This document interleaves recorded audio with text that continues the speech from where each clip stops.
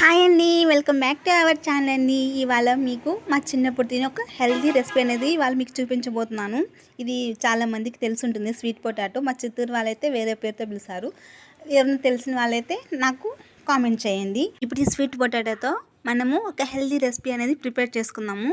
ఇప్పుడు దీని ఏం చేయాలంటే ఇలా ఒక బౌల్లో వేసేసి కొంచెం వాటరు అలాగే కొంచెం సాల్ట్ వేసుకోండి, ఎక్కువ సాల్ట్ వద్దు. వేసేసుకొని ఉడికిచ్చేసుకోవాలి. ఉడికిచ్చేసిన తర్వాత దానిపైన ఉన్న ఇలా తొక్కు మొత్తం ఇలా నీట్గా తీసేసుకోవాలి. మరి చిన్నప్పుడైతే పొలం పని, అమ్మమ్మ వాళ్ళు పొలం పని చేసేటప్పుడైతే ఇది కానీ వేశారంటే మేము అసలు కంపల్సరీ తినాల్సిందే, అంత బాగుంటుంది.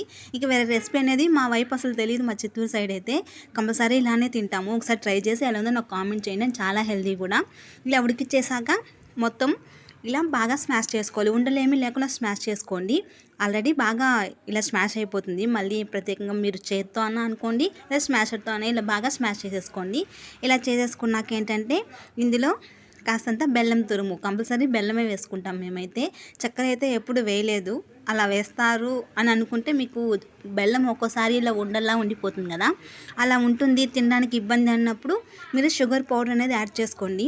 ఇలా బెల్లం కూడా వేసేసి కలిపేసుకున్నాక కాస్తంత నెయ్యి, అసలు ఇలా వేడి అప్పుడు అది కొంచెం స్వీట్ పొటాటో వేడిగా ఉంటుంది కదా, ఇలా బెల్లం వేసి నెయ్యి వేసి అలా కలుపుతూ ఉంటే ఆ స్మెల్ అనేది ఎంత బాగుంటుంది అసలు మాటల్లో చెప్పలేమండి. ఒకసారి ట్రై చేయండి.